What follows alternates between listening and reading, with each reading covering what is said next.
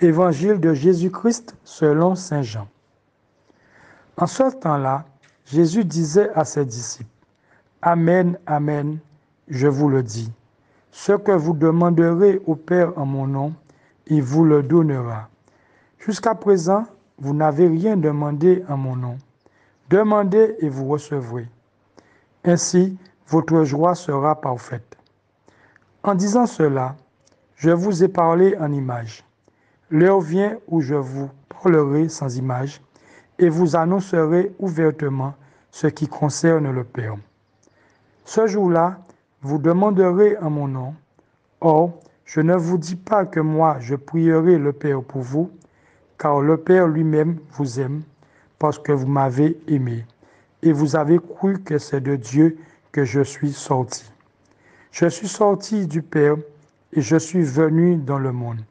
Maintenant, je quitte le monde, et je pars vers le Père. Acclamons la parole de Dieu. Frères et sœurs bien-aimés, aujourd'hui, Jésus nous a révélé que Dieu est notre Père. Et il nous en parle dans l'évangile du jour.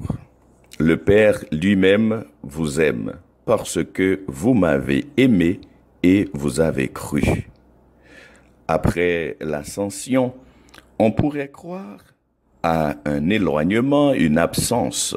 Pourtant, l'évangile nous rappelle avec force que le lien des disciples avec le Père est renforcé dans un mouvement d'amour qui passe du Père au Fils, puis du Fils aux hommes, et des hommes au Fils envers le Père grâce à la foi dans l'esprit d'amour. Et je voudrais en ce moment vous inviter à une prière du matin que j'ai trouvée et je voudrais bien partager avec vous.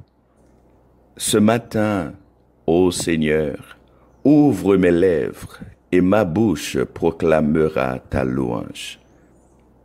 C'est avec ces paroles des psaumes que je désire commencer cette nouvelle journée en te priant. Je te remercie pour l'action passionnée de ta providence, le cadeau d'un nouveau jour, un jour à remplir de beauté et d'amour, un jour à passer avec joie et paix et sans péché. Mais afin que ce jour puisse être agréable à ta volonté, j'ai besoin de ton aide, Seigneur, et je te demande d'inspirer mes pensées, mes paroles et mes actes. Donne-moi un cœur généreux, qu'il devienne le reflet et le témoignage de ta bonté. Apprends-moi à te reconnaître dans tous les hommes, surtout dans les pauvres, les indigents et les souffrants. Accorde-moi de vivre en paix avec tout le monde et de semer tout autour de moi les bons grains de la fraternité. Seigneur, aide-moi à faire de ce jour le plus beau jour de ma vie. Qu'il en soit ainsi. Ce deuxième jour de la neuvaine à l'Esprit Saint nous a conduits à nous consacrer de vive voix et de tout cœur.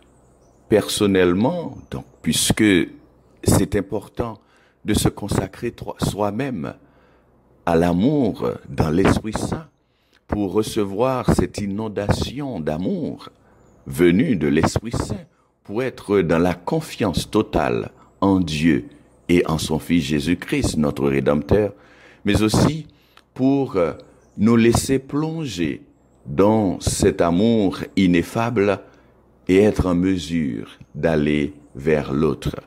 Et la question qu'on pourrait se poser en ce deuxième jour de la neuvaine à l'Esprit Saint, c'est de se demander qu'est-ce que j'ai pu remarqué qui a changé dans ma vie après le confinement, en ce deuxième jour de la neuvaine à l'Esprit Saint.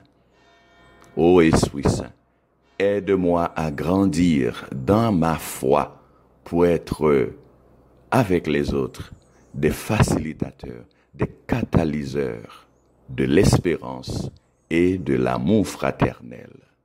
Amen. Sur